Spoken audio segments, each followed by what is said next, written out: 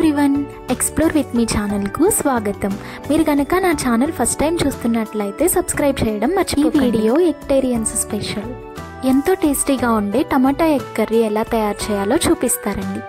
నేను 3 ఎగ్స్తో tomato egg curry చేయడం కోసం 3 పచ్చిమిరపకాయలని చీలికల్లా కట్ చేసుకున్నాను. 4 చిన్న ఉల్లిపాయలని చిన్న చిన్న ముక్కలుగా కట్ చేసుకున్నాను. స్టవ్ మీద ప్యాన్ పెట్టి ఆయిల్ వేసి 1/2 టీ స్పూన్ జీలకర్ర వేసి వేయిస్తున్నాను. వెంటనే నేను ఆనియన్స్, పచ్చిమిరపకాయలు కట్ చేసుకున్నవి ఆయిల్లో వేసి దొరగా ఫ్రై చేస్తున్నా. ఆనియన్స్ ఫ్రై అయ్యేలోపు 2 టమాటోస్ని తీసుకొని చిన్న చిన్న ముక్కలుగా కట్ చేసుకొని పెట్టుకున్నాను. ఆనియన్స్ డీప్ ఫ్రై అవ్వక్కర్లేదు. వీడియోలో చూపించినట్టుగా ఫ్రై అయిన తర్వాత మనం టమాటా ముక్కల్ని యాడ్ చేసుకోవాలి. వాటర్ యాడ్ చేయకుండా ఆనియన్స్, టమాటా ముక్కలు 2 కలిపి మగ్గిస్తే టేస్ట్ చాలా బాగుంటుంది. ఆనియన్స్, టమాటా ముక్కల్ని మిక్స్ చేసి 1/2 టీ స్పూన్ పసుపు, 1 టీ స్పూన్ ఉప్పు యాడ్ చేస్తున్నాను. వాటర్ యాడ్ చేయాల్సిన అవసరం లేదు.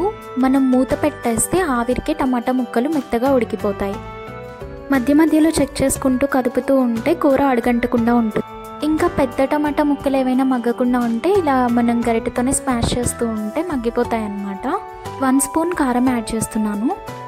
కారం యాడ్ చేసిన తర్వాత ఒక 2 మినిట్స్ మూత పెట్టి ఉల్లిపాయ టమాటా ముక్కల్ని మగ్గనిస్తున్నాను. మళ్ళీ కర్రీలోండి ఆయిల్ సపరేట్ అవుతూ ఉన్నప్పుడు నేను ముందుగానే ఉడకపెట్టి పెట్టుకున్న ఎగ్స్ యాడ్ చేస్తున్నాను.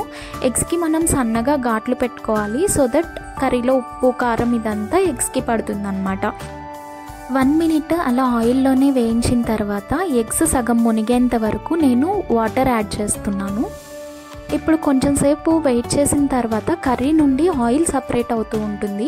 అదే టైంకి మనం సన్నగా ఘాట్లు పెట్టుకున్న ఎగ్స్ గ్యాప్స్ అనేవి ఎక్కువ అవుతూ ఉంటాయి అన్నమాట. అప్పటికి కర్రీలోండి ఉప్పు, కారం టేస్ట్ అంతా ఎగ్స్కి పట్టేసి ఉంటుంది. మనం కరెక్ట్గా గుజ్జు సరిపోతుందో లేదో చెక్ చేసుకొని ఇంకా స్టవ్ ఆఫ్ చేసేసుకోవచ్చు. అంతేనండి, ఎంతో టేస్టీగా ఉండే ఎగ్ కర్రీ రెడీ అయిపోయింది. మీకు కనుక ఈ వీడియో నచ్చినట్లయితే like, share, subscribe. Thank you for watching.